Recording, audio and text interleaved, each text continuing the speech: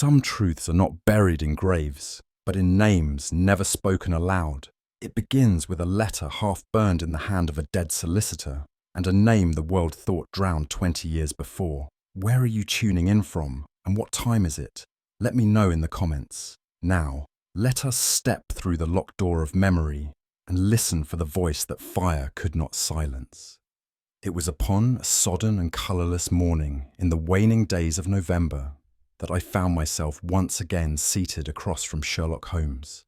The room at Baker Street wrapped in its habitual cocoon of pipe smoke and silence. Outside, the rain fell in listless diagonals, painting the windows with thin rivulets and blurring the outlines of carriages and passers-by below. The fire crackled in quiet protest against the damp, but Holmes had not stirred for the better part of an hour. He was stretched upon the sofa in his dressing gown, his long fingers steepled beneath his chin and his grey eyes fixed, not upon any physical object but upon that private theatre of thought which so often consumed him when no stimulus presented itself. For days he had been listless, no telegrams, no cases, no puzzles to vex the criminal classes or entertain his prodigious mind. I had offered to read aloud from the Lancet, but he had waved the notion away with the absent air of a man too far sunk in ennui to be rescued by the medical affairs of others. "There is nothing so deadly, Watson," he had muttered the evening prior, as a week of honesty in London. I had grown used to these moods and knew better than to force the matter. Still, there was in the air a sense of taut expectancy, as though the silence itself had grown too heavy to be borne much longer. I confess I, too, had felt the stirrings of restlessness, and more than once found myself hoping for a knock at the door. A case, a mystery, a shadow with a name. It was in that very moment of reflection that our respite was broken by a timid rap upon the knocker.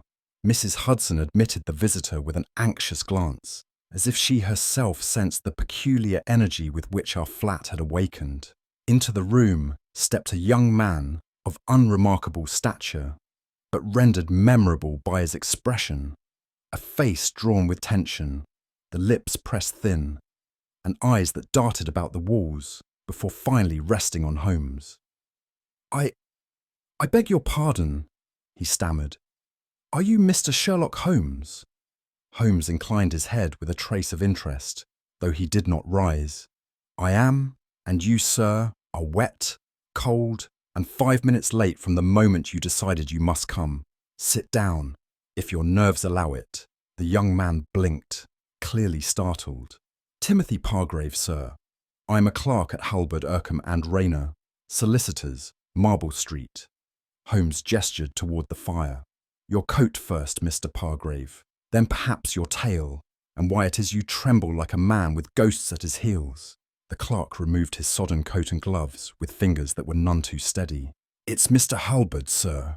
He's dead. Murdered, we believe, last night. They found him in his chambers, with the doors locked from the inside." Holmes's eyes, which had been half-lidded in languor, opened fully. "A locked room? How refreshing!" Mr. Pargrave gave a helpless nod, clearly bewildered by Holmes's tone. "And there was a letter, sir, burned, but part of it survived. I thought you might understand what it means." Holmes leaned forward at last. "Begin." The young clerk composed himself with a swallow, his voice steadier now, though still edged with dread. "Mr. Halberd did not return home last evening, which was unlike him. He was due at his club for dinner and never arrived. This morning, when the cleaning woman came to the offices, she found the outer door bolted, but she heard the bell chime faintly when she tried the handle. That is, she thought she did. She fetched the constable, and together they forced the door." He paused, gathering breath.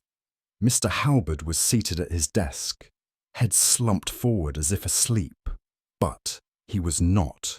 There was blood at the base of his skull, and a heavy brass paperweight on the carpet. His hand was clenched around a half-burnt scrap of paper. The hearth was still warm. I made a quiet note, while Holmes steepled his fingers once more. this time with interest rather than boredom. And the room? Undisturbed, said Pargrave. Everything in its place. No signs of forced entry, but the police cannot explain how anyone got in or out. Holmes gave a short exhalation, which might almost have been amusement. A locked room puzzle, then, and a letter grasped in death. Did you read what remained? Pargrave fumbled in his coat and produced a small envelope. Within it lay a scorched piece of stationery, its edges curled like petals. Only one fragment of a line was legible, singed but decipherable. Holmes read it aloud softly. The truth about what happened to Eleanor must never come to light. There was, for a moment, an uneasy hush in the room. The name Eleanor, though common enough, carried with it a certain chill when paired with the shadowy implication of suppressed truth and death by violence. Holmes turned the paper between his fingers, noting the blackened fibres and curled edge. The fire consumed much, yet not all. Curious, is it not, Watson, how fire selects its confidences? He glanced at Pargrave. Had your employer any correspondence by that name? The clerk shook his head. Not to my knowledge, sir. I have worked for Mr. Halberd these past 3 years, and I have never heard him speak of any Eleanor. Holmes nodded. And yet her name is the last thread in a sentence someone tried very hard to incinerate. Pargrave leaned forward. You think he was trying to protect her? Holmes raised a brow. I think he was trying to confess. What could be so terrible? I asked, unable to suppress the question. What truth about a woman, perhaps long dead, could drive a man like Mr. Halberd to such extremes? That, Holmes said, laying the fragment on the table as reverently as if it were a relic, is the question. But we must ask not what the letter meant to say, but why someone feared it should ever be read. A gust of wind rattled the panes. The fire hissed. Watson, Holmes said suddenly, rising, have the kindness to fetch my coat. I believe the fog on Marble Street conceals more than smoke. As I complied with Holmes's request, Pargrave cleared his throat and spoke with a quiet urgency. There's something else, sir. I have a key. Holmes turned to him. To Halberd's chambers. Yes, sir. Only Mr. Halberd and I possessed them. The outer door, I mean. There's no other way in without the key. Holmes's gaze sharpened, though his voice remained calm. And where were you last night, Mr. Pargrave? At home, sir. Alone. I live in rooms off Lambeth Road. I was reading when I received word of his death this morning. No one to verify that. Pargrave's voice dropped to a whisper. No, sir. There was a stillness then. Even the fire seemed to hesitate. I understand, Holmes said at last. And fear not. The truth, like a river, carves its own channel. We shall follow where it flows. Holmes stood now by the window, his silhouette cut sharp against the grey daylight beyond. He held the burned letter between gloved fingers, studying it as a priest might a sacred relic. There is intention in this, he murmured. This was no accidental flame. He turned to us. Someone sought to destroy not a document, but a memory. Yet, like all things burned imperfectly, it leaves its outline in ash. He tapped the page. Eleanor is not a name, Watson. She is a cipher. Then, with that peculiar light already kindling in his eyes, Holmes reached for his violin, and the game, as ever, was afoot. Marble Street had not changed in the years since I last visited it, a stretch of grey stone and narrower mines, where the brass plates of legal gentlemen shone coldly beside iron railings and rain-darkened windows. As we alighted from our hansom and stood before the doorway marked Halberd, Ercombe and Rayner, I could not help but feel that the very street had absorbed the hush of death into its stones. Holmes paused upon the threshold, his gaze sweeping the upper lintels and the worn mat, with the practised indifference of one already filing impressions faster than I could name them. An honest house for dishonest silences, he murmured. Tell me, Watson, does the fog, settle more thickly over some names than others? Before I could answer, the door was opened by a portly constable who recognised Holmes at once and stepped aside with the gravity accorded to a bishop. "Inspectors inside, sir. Scenes untouched, per your telegram." We were admitted into the vestibule and led through a dim corridor, our footsteps echoing faintly on the tiled floor. The building held that peculiar air of stillness found only in places where the dead have recently occupied the living's space. "Third door on the left," said the constable, motioning with a gloved hand. Holmes inclined his head and proceeded, the hem of his coat brushing the wall. I followed closely behind, my heart already bracing itself for what lay beyond the door.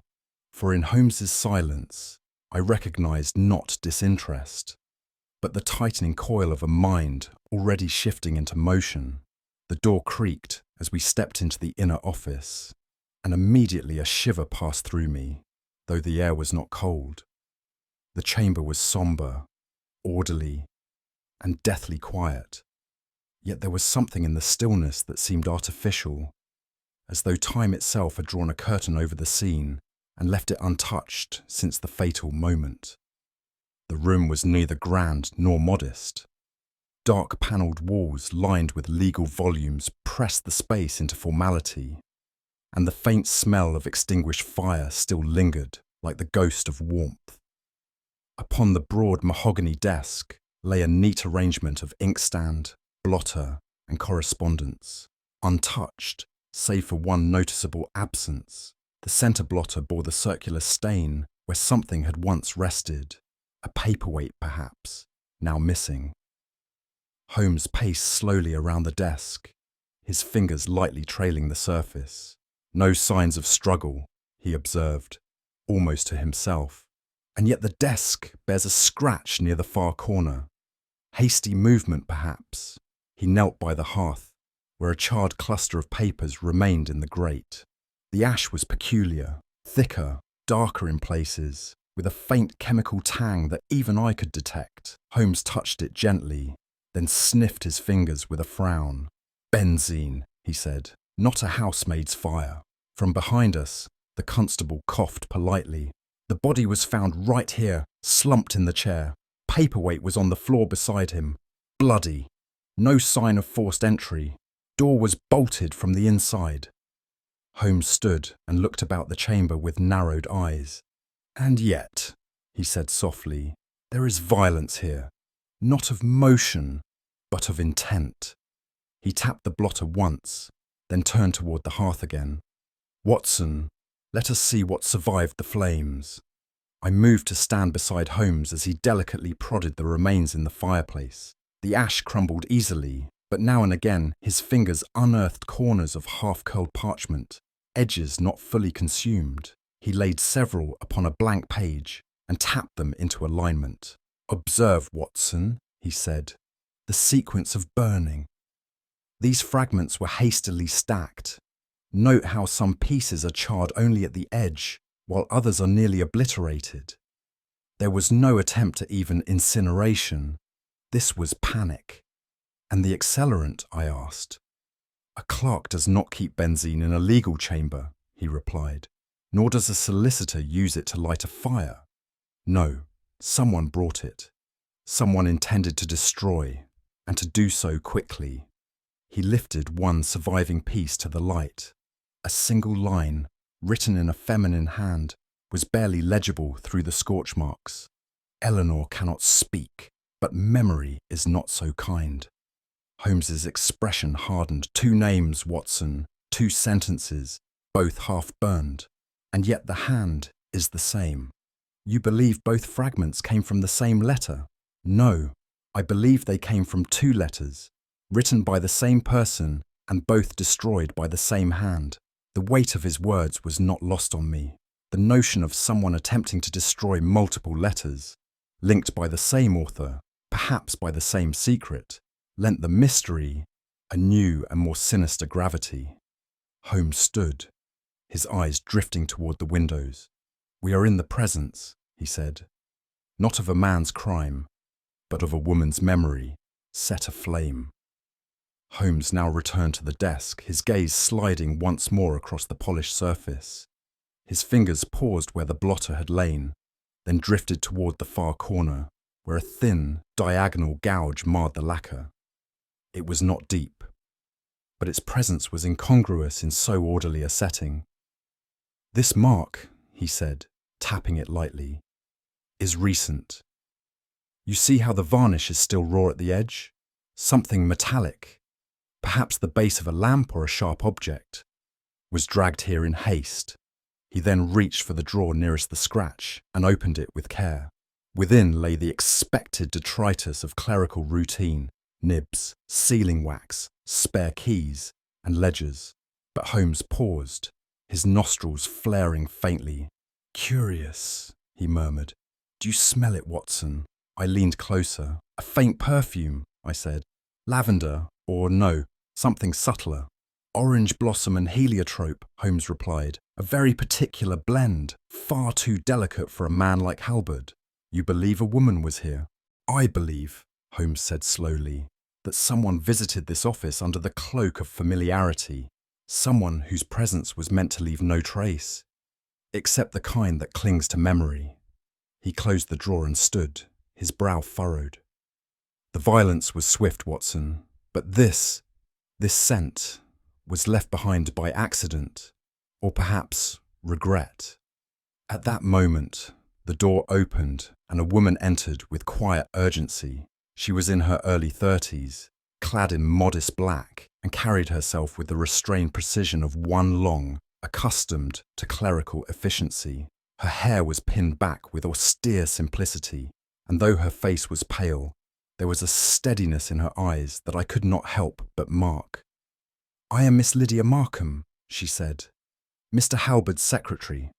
Holmes turned, offered a brief bow, and gestured toward the desk. "You knew his habits well, Miss Markham?" She nodded. "Better than most. I arranged all appointments, correspondence, and filed his private papers." "Was he expecting a visitor yesterday?" Her composure flickered ever so slightly. "Not to my knowledge." Holmes stepped aside, allowing her gaze to fall upon the hearth and the remains within it. Her eyes lingered there, then shifted ever so subtly toward the desk where the blotter had lain. "May I ask," Holmes said gently, "if you ever used the lower drawer of this desk?" "No, sir," she replied. "That was Mr. Halberd's private compartment." Holmes inclined his head. "Of course."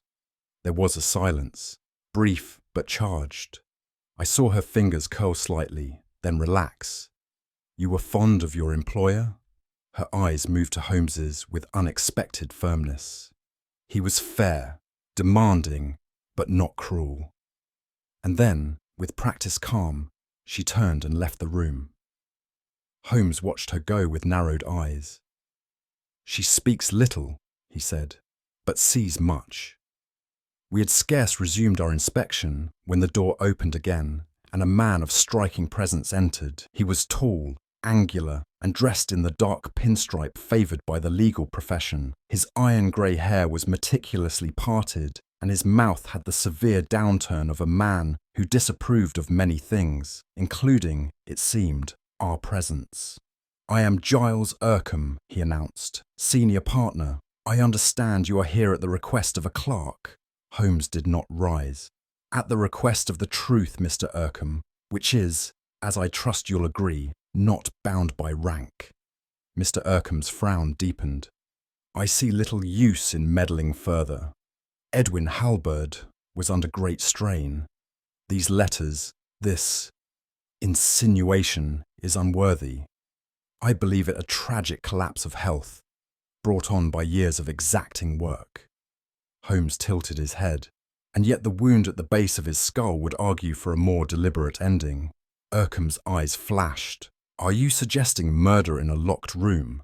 "I suggest," Holmes said calmly, "that when men of law rush to close questions, it is often because they fear the answers."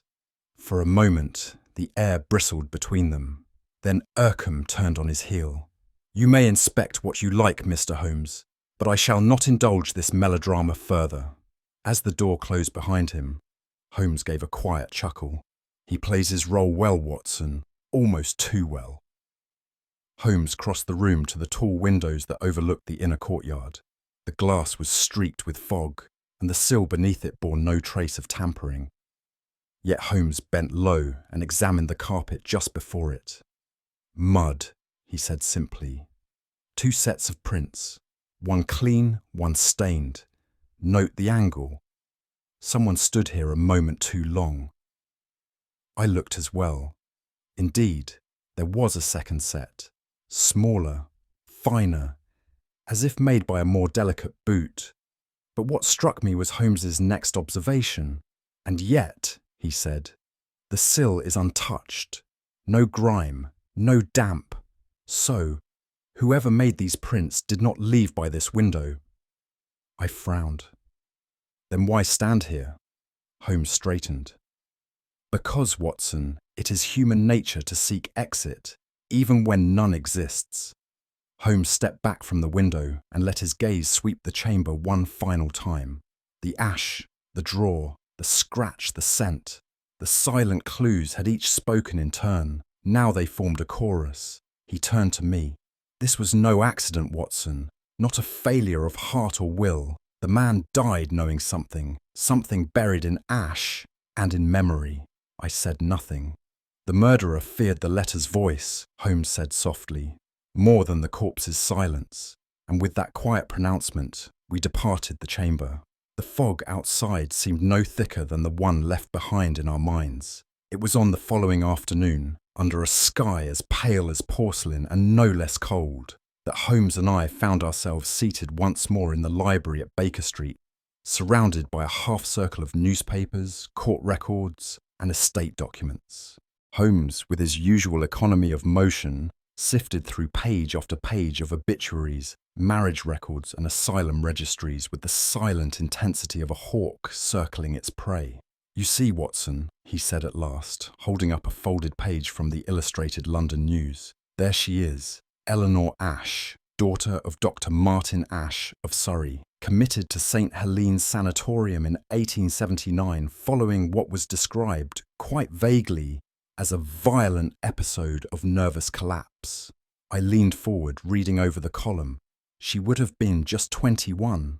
And here, Holmes continued, tapping a line lower down, we find that her death was presumed 3 years later, drowned in the Thames, no body recovered. Presumed? I echoed. The sanatorium claimed she wandered off the grounds and vanished, yet no inquest was ever completed and no remains were identified. He laid the paper flat upon the table. Eleanor Ash disappears. Edwin Halberd, her cousin, inherits partial estate control. 20 years pass, and now he dies with her name upon his lips and her memory burned into the last letter he tried to protect. I felt a cold knot form in my stomach.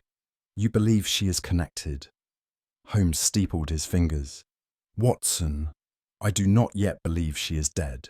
By Holmes's design, we departed that same evening for Teddington, where Percival Ash, Eleanor's only surviving sibling, was said to reside in the crumbling shell of his family estate. The cab ride was long and silent, the only sound the soft patter of mist against the glass. When we arrived, the house that greeted us had the look of a place abandoned by time and reluctantly reclaimed by the living. Ivy coiled up the stone in a grip too intimate, and the gate groaned like a man protesting his own guilt. A dour housekeeper, greying and stiff, led us through the dim corridors without a word, stopping before a heavy oak door on the upper floor. He don't always speak, she warned, but he always sees. Inside sat a man whom madness had not devoured, but quietly digested. Percival Ash, gaunt, wide-eyed, and draped in a dressing robe so worn it seemed a shroud, was hunched over a desk littered with paper. He did not rise at our entrance, nor greet us, but continued his task, sketching the same image again and again, dozens of sheets, each bearing the same thing, a woman's face, mouth closed, brow furrowed, eyes left blank, not simply incomplete, but empty. Holmes approached and bent over the drawings. Eleanor, he asked gently. Ash did not look up, but his lips moved. She speaks without eyes, always watching, I painted them shut, but she remembers. We left him there, whispering to shadows, and Holmes said nothing until we reached the gate. He does not lie, he murmured, but memory is often more dangerous than truth. We had scarcely returned to Baker Street the next morning when the bell rang in a manner most uncharacteristic of polite society. Mrs. Hudson admitted Inspector Larch, breathless, gloved, and trailing the air of urgent officialdom. "I thought you should hear it from me first, Mr. Holmes," he said. "Your man, Pargrave, has been arrested." "On what grounds?" The inspector removed a small object wrapped in cloth and unrolled it on the table, a gold locket, oval-shaped, its enamel surface worn but unmistakably etched with the initials EA. "Found in the lining of his coat," Larch said. "It matches one described in a theft case from 20 years ago. Belonged to Eleanor Ash. The implication, as you can imagine, is that Pargrave either took it from her or from Halberd." Watson, ever loyal, blurted out, "But that's absurd. He's hardly the criminal type." Larch raised a brow. "I'd agree, but he's the only one with a key to the chambers. No sign of entry. And now, this." Holmes examined the locket in silence, turning it over, sniffing faintly at its hinges, then tapping the clasp once with a fingernail. "And you are certain it was hidden?" "Inside the lining, yes. Had to be slit open to find it." Holmes looked up sharply. "Ah, that is telling." He folded the cloth again with care. "Thank you, Inspector. I suggest you hold Mr. Pargrave for now, but question him gently. His crime, if any, is not yet of his own making." Larch looked puzzled, but said nothing more. As the door shut behind him, Holmes turned to me. "Planted evidence, Watson, is like planted seed. It bears fruit only for those who are patient, and our culprit is growing impatient indeed." Holmes remained in deep contemplation for several minutes after Larch's departure, the locket lying open on the table before him like a miniature grave. He had placed it beside the scorched letter fragment, and now studied the two with that peculiar fixed gaze of his that always signalled revelation building just behind the eyes. "Note the wear," he said at last, pointing to the hinge. "This is no object recently handled. It has aged with dust and time. The engraving is dulled by friction, not recent polish. And here, see this catch. Faulty. It would not have survived even 1 week in a gentleman's coat lining without revealing itself." He snapped the locket shut. "No, Watson, this was placed there, and not by the man who wore the coat." "To incriminate him?" I asked. "Precisely. Too neatly found, too conveniently damning. But why?" Holmes stood abruptly. "Because someone wishes to shift our gaze from where it was beginning to settle, because the walls are narrowing, and the truth they fear is not merely criminal, but personal." He took up the letter fragment and locket together and tucked them into his inner coat. "Come, Watson, the hand that penned these words and wore this perfume is nearer than we think. And if I am not mistaken, the next move will not be made with pen or fire, but with fear." It was that evening, as we sat once more before the fire at Baker Street, that I found myself troubled by a question I could no longer suppress. "Holmes," I said, "there is a thing I do not understand." He looked up from the violin he had been tuning with absent fingers. "Only one thing, Watson. I should consider that progress." I ignored the remark. Halberd was a man of reputation, wealth, and intelligence. Why, after 2 decades, would he risk all of it? His name, his firm, his very life, to stir the ashes of a family disgrace? Even if Eleanor had lived, what would compel him to act now? Holmes regarded me steadily. "Conscience, my dear fellow, does not decay with time. It may lie dormant, like a splinter beneath the skin, but eventually it festers." He rose and walked to the window, where the fog pressed like a curtain of gauze. "Men who have profited from silence often fear the day when they must speak. I believe Halberd intended to do so, and I believe that someone knew it." "But who?" I pressed. "Miss Markham? Mr. Ercombe? Percival Ash is mad. Holmes turned back to me. Not mad, broken, and the difference, Watson, is crucial. He paused, then added with uncharacteristic softness, "Do not mistake still water for deep peace. It is often the mark of something heavy resting beneath."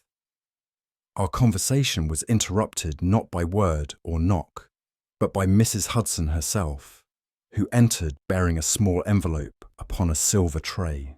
"No writing, sir," she said, eyes wary. "Just came by boy messenger. Said it was for Mr. Holmes. No return address." Holmes accepted the envelope and studied it in silence. It was of ivory paper, smooth and without blemish. He turned it over once, then opened it. Within lay a single pressed narcissus, nothing else. No note, no seal, only the pale white bloom, dried to the colour of old lace, its five-pointed face frozen in silence. My reaction was immediate. "Good Lord, Holmes, what does it mean?" He did not answer at once, but took the flower in hand and examined its flattened face with the same gravity he might reserve for a poisoned dart.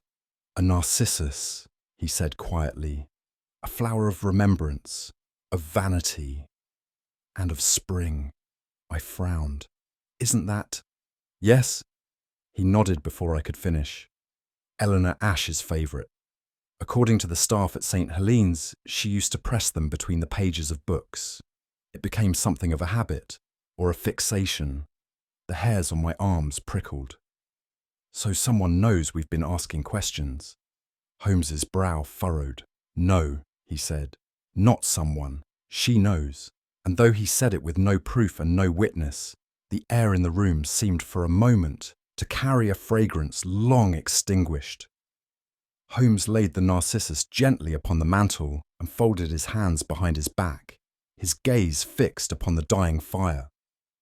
"There is a species of threat," he said, "which does not announce itself with daggers or letters. It arrives instead with softness, with a petal or a perfume. When the tongue dares not speak, the flower becomes the messenger." I could not suppress a shiver. "You believe this is a warning?" "I do, and a clever one." He turned back to the envelope and studied the flap. No seal, no fingerprint, no smudge. The act of erasure is complete. But why not stop us directly? Because fear is more effective when it lingers. Whoever sent this wishes to remind me that I am not the only one watching, and more importantly, that I am being watched too closely to proceed carelessly. He crossed the room and returned to his violin, plucking a single string with care. "It confirms my suspicions, Watson. Eleanor Ash is no longer a ghost. She has re-entered the living world, not as victim, but as author." I opened my mouth to respond, but he silenced me with a raised hand. "They send flowers," he said again, more softly this time, "when words might condemn." The fire crackled once, then fell still, and in that silence, the investigation turned. No longer a question of who killed Edwin Halberd, but of why the dead still whisper, and who fears their voice most. The following morning saw us on the road once more, travelling through lanes glistening with frost toward the decaying remnants of the Ash family estate in Teddington. Our destination lay shrouded behind a black wrought-iron gate whose ivy-choked hinges whispered of years without visitors. Holmes, silent beside me in the cab, had not smoked nor spoken since leaving Baker Street, save to murmur that the truth now lay not in letters, but in walls.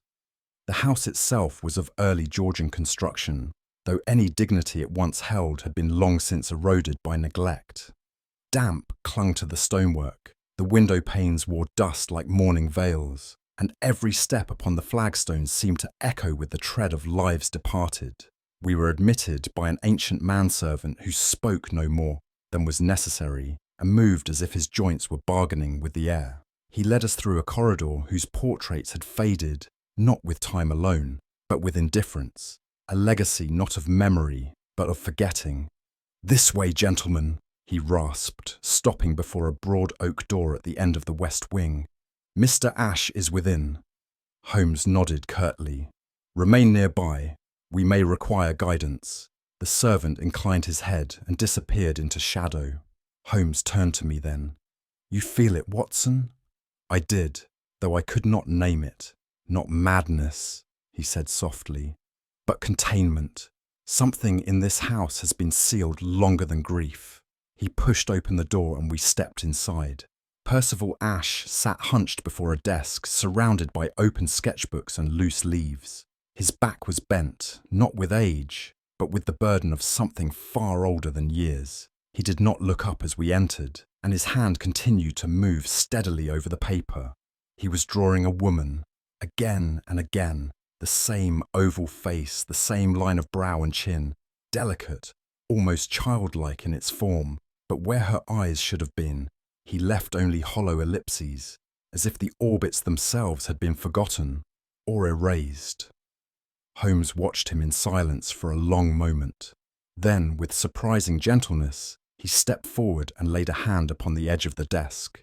"Percival," he said softly, "does she still speak to you?" The man's hand froze. Then slowly he looked up.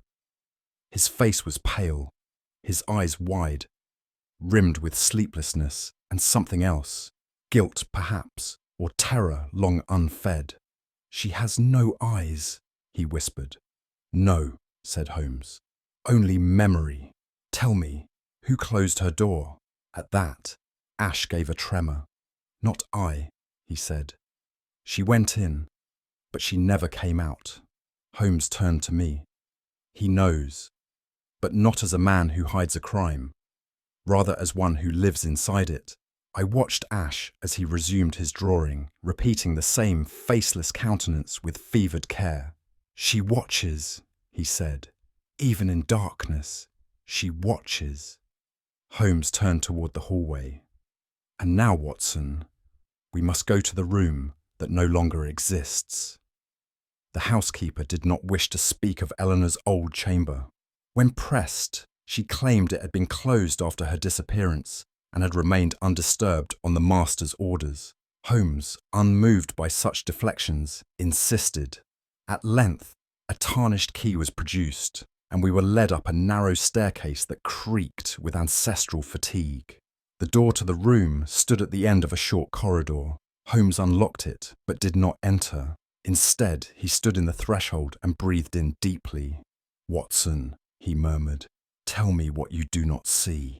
I stepped forward and scanned the room. It was tidy, untouched, with lace curtains hanging like funeral veils, a dressing table beneath the window, and an old iron bed. And yet, something was amiss. "There are no cobwebs," I said at last. Holmes nodded. "Nor dust. And observe, on the floorboards, faint marks of movement, as though something heavy was once shifted across them and returned." He paced slowly to the wall opposite the bed and tapped the plaster with his cane. A dull echo answered him.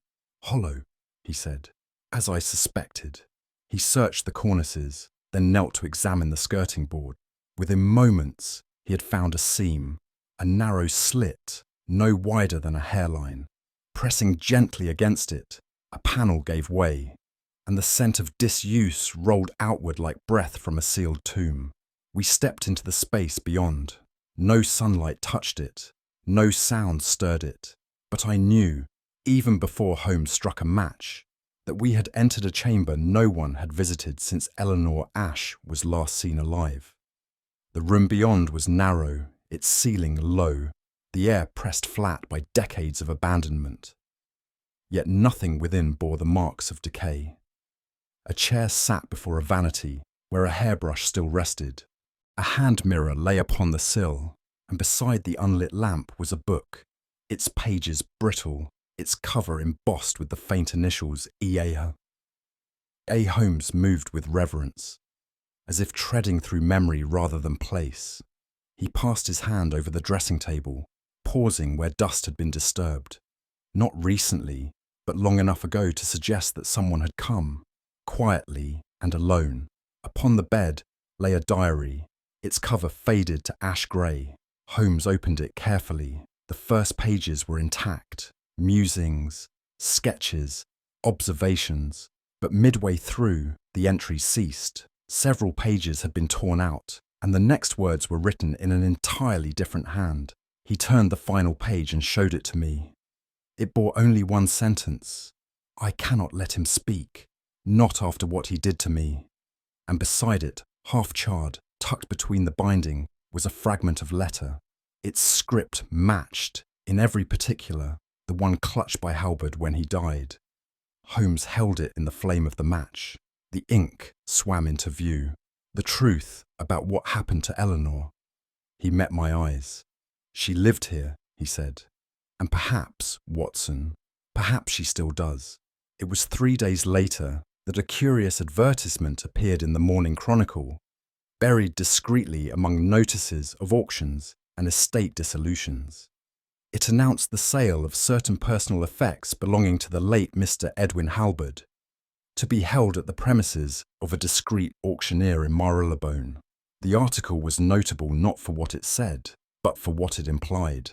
Among the lots, listed without fanfare, was a bundle of miscellaneous correspondence from private files, sealed but intact. It was Holmes's doing, of course. I had seen him dictate the notice himself, with that air of abstract detachment that often veiled his most calculated moves. Though the papers in question were entirely worthless, the bait had been cast with surgical precision. "I expect," Holmes remarked, "that we shall not wait long for the spider." The sale was attended by no fewer than 24 curious souls, most of them strangers. Among them sat Giles Ercombe, face a mask of cold disdain, and Miss Lydia Markham, her usual composure replaced by a nervous energy she barely concealed. She sat rigidly near the aisle, her gloves folded but clenched, her gaze fixed not on the auctioneer, but on the small, nondescript bundle on the centre table. When the lot in question was announced, sealed personal correspondence, provenance uncertain, there was a stir in the crowd. Holmes raised a hand to bid, and I did likewise. But before the bid could settle, a gasp escaped the crowd. Lydia Markham had risen, abruptly and without grace. For a moment, I thought she might faint. Her eyes widened, not in surprise, but in panic, like a creature forced too long into the light. Then, with a desperate motion, she pushed forward through the row of chairs and reached for the bundle. The room erupted. Ercombe leapt from his seat. Others recoiled. Holmes, who had remained utterly still, raised a single hand as if to silence the crowd. "Let her take it," he said softly.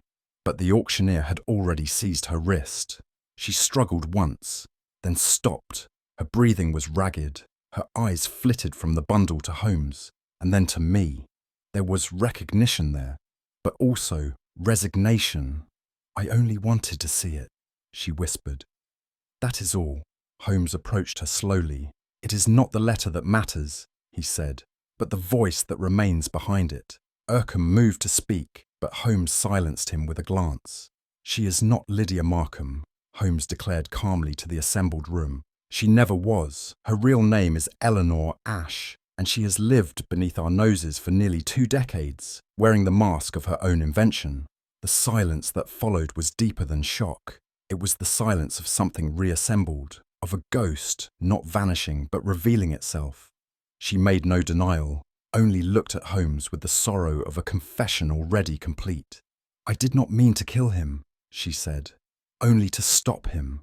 And then she wept, quietly, fully, as only those can who have lived too long without their name.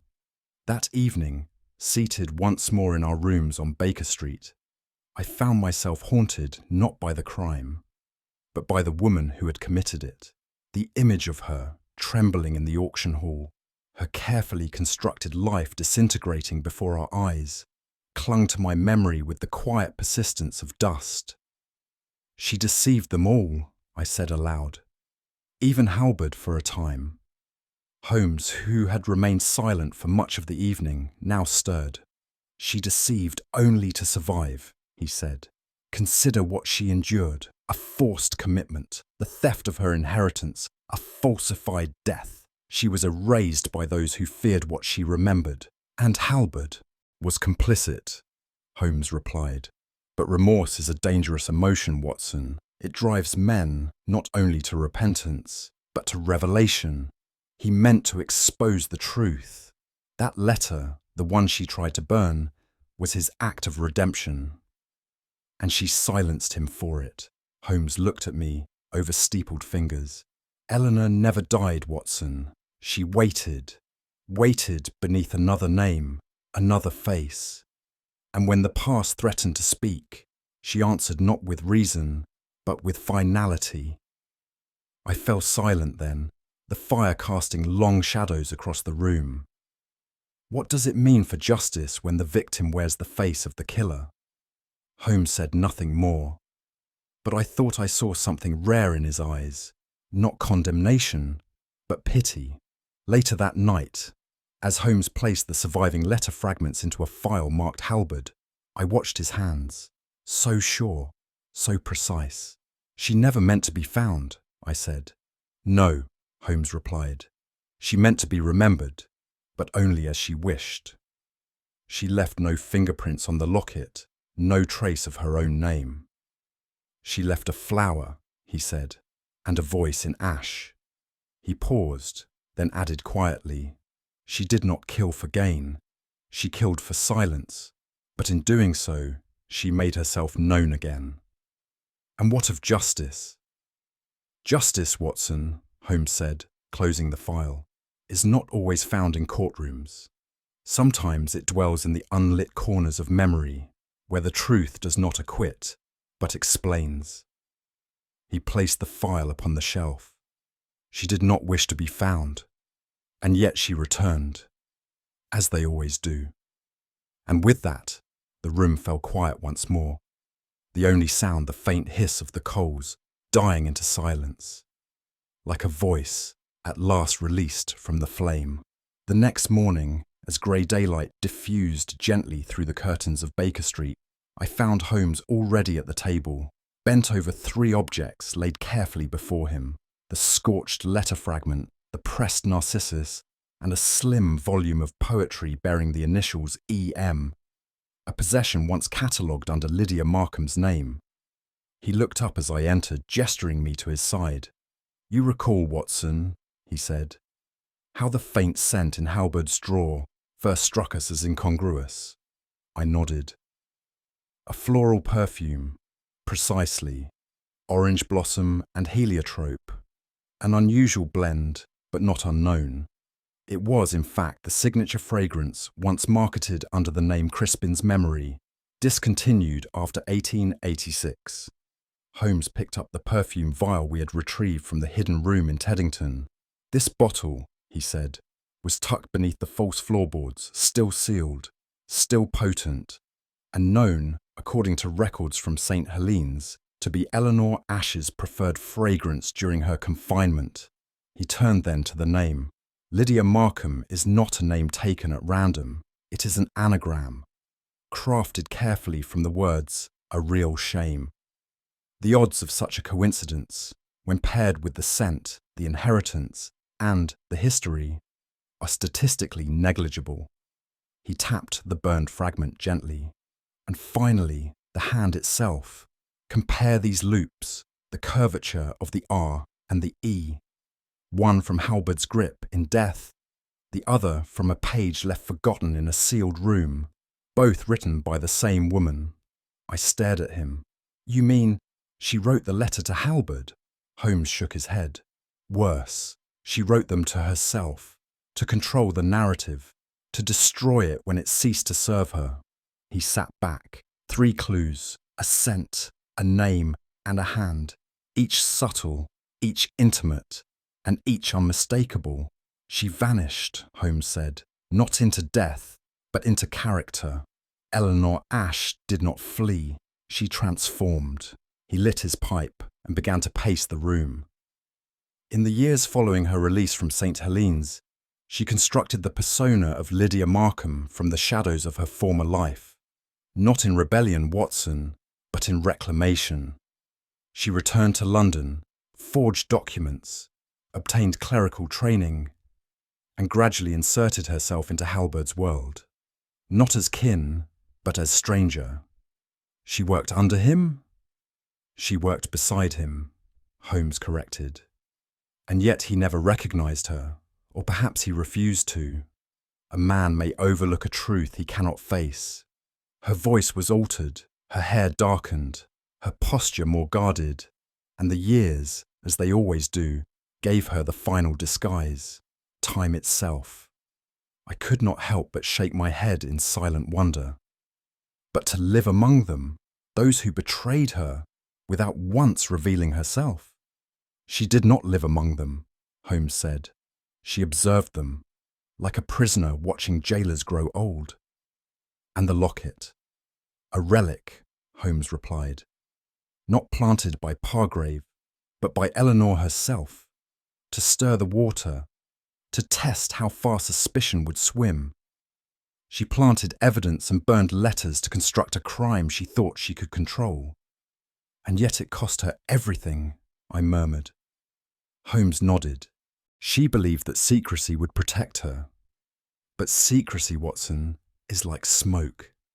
It clings to everything it touches, and always finds its way to light. And what of Halberd? I asked. Did he know? Holmes paused at the fireplace, watching the smoke rise as if the answer might be found in its curling ascent. In the beginning, no, he said. But something changed. He stepped away from the hearth and returned to the table. We know he had grown distant in recent months. According to Pargrave's statements, he had become distracted, more reclusive, and was seen reading old correspondence from the Ash estate. I believe, Watson, that Halberd had begun to remember. Remember Eleanor? Holmes nodded. More importantly, remember what was done to her. It was not merely a case of neglect. Eleanor was committed under circumstances most suspect. A young woman, left without a voice, labelled hysterical, at the convenient urging of her brother and cousin. Halberd benefited directly from her disappearance. He inherited not only land, but influence. But he regretted it. Remorse is a strange architect, Holmes said. It builds nothing, yet tears down much. Halberd intended, I believe, to confess, or perhaps to release documents that would make confession unnecessary. And the letter? Holmes tapped the edge of the charred fragment. It was the beginning of that attempt, not a blackmail letter, but a declaration, a first line of truth. But Eleanor would not let him finish it. Holmes nodded slowly. In seeking to reveal her story, he risked destroying the one she had written for herself. So she silenced him. The fire hissed softly behind us. It was not hatred that killed Edwin Halberd, Holmes said, but fear, her fear, that the truth would no longer serve her. It is a curious symmetry, Holmes said, as he paced once more before the hearth, that a woman once confined for madness would later commit murder to preserve the very mask of sanity society once denied her. I said nothing. The weight of it had begun to settle upon me, not merely the tragedy of Edwin Halberd's death, but the far deeper sorrow of the life that had preceded it. Her act, Holmes continued, was not born of malice. It was born of dread, the dread of being unmade, not in flesh, but in name. Eleanor Ash had spent 20 years crafting a new identity. To be exposed would not simply be to answer for her past, but to cease existing altogether. And yet she killed for it. Holmes paused. And that is where conscience turns to paradox, Watson. We call it madness when a woman is silenced against her will. But what then? When she kills in order to remain silent? He returned to the armchair and sat, folding his hands before him. She feared the press, the courts, the whispers. She feared being once more the girl in the asylum, the subject of pity and scandal. And Halberd, for all his repentance, threatened to cast her back into that abyss. So she chose silence. Final, irreversible silence. There was a quiet moment between us, unbroken even by the crackling fire. She killed, Holmes said at last, not to rewrite the past, but to prevent it from being spoken. Holmes spoke next, with a softness rare even in him. A measured tone stripped of irony, sharpened instead by something close to sorrow. We live in a society, Watson, he said, where a man may ruin a woman's name with a signature, yet she must bleed for years to restore it. He reached for the battered copy of the Times resting on the table and gestured to the corner where the auction had been noted. Miss Markham's reputation will be quietly dissolved. The courts will not indict her. There is no public appetite for another scandal in Marble Street. She will disappear again, and this time, perhaps permanently. And justice? I asked. She has already met it, Holmes replied. Not in prison, but in the long sentence she served beneath a name not her own. He tapped his pipe against the hearth. It has long been the sport of certain families to commit inconvenient women under the pretext of illness. A fit of tears becomes a nervous condition. A refusal to marry becomes a sign of instability. And once the gown is replaced by the hospital smock, then the matter is handled privately and permanently. Do you believe she was ever mad? I asked. Holmes looked at me then, not as a detective, but as a man. I believe she was wronged, he said, and wronged again when no one believed her sane enough to speak. Then he turned back to the fire. And perhaps, he added, she spoke the only way the world had trained her to, by vanishing. That night, long after Holmes had retired to his violin and I to my chair, I found myself staring into the embers, pondering a question I dared not ask aloud. Had we brought justice, or had we only uncovered pain, long buried, now raw again beneath the scrutiny of deduction? The room was silent save for the bow's slow movement across string, a melody I did not recognize, low, mournful, yet without self-pity. Holmes played not for drama that evening, but for memory. I rose to pour a final brandy, then turned to him with a heaviness I could no longer contain. She walked among us, I said, for 20 years, and no one saw her. He did not look up. No one wanted to. She killed a man, Holmes. Yes, he replied, but not out of wickedness, out of fear that the truth might undo her. He placed the violin gently on the table and stood. The truth, Watson, he said, stepping toward the darkened window, is like fire. It may illuminate, but it seldom warms those who try too long to hide from it. And with that, he drew the curtains shut against the street lamp's glow, leaving the room once more in shadow, where the flames of the case still glowed but no longer burned. We sat in silence for some time after Holmes had drawn the curtain. The fire had dwindled to faint coals, and yet his thoughts remained alight. She wore a mask, Watson, he said at last, not out of deception, but to survive a world too quick to silence women and too slow to listen. I nodded, the weight of the case pressing inward. And in the end, it was the truth that destroyed her. Holmes's gaze was distant. No, the truth might have redeemed her. It was fear that delivered the fatal blow, the fear that what is remembered can undo what has been rebuilt. He turned from the window, the shadow of sorrow behind his eyes. We study crimes, Watson, but it is the cost of concealment that most often leaves the deeper wound. What do you think was Eleanor Ash's gravest mistake? Trusting no one with the truth, or trusting that the past would stay buried? Let me know your thoughts below. If you found this mystery thought-provoking, share your reflections in the comments. Don't forget to subscribe for more tales of deduction and shadows, and share the story with fellow lovers of classic detective fiction.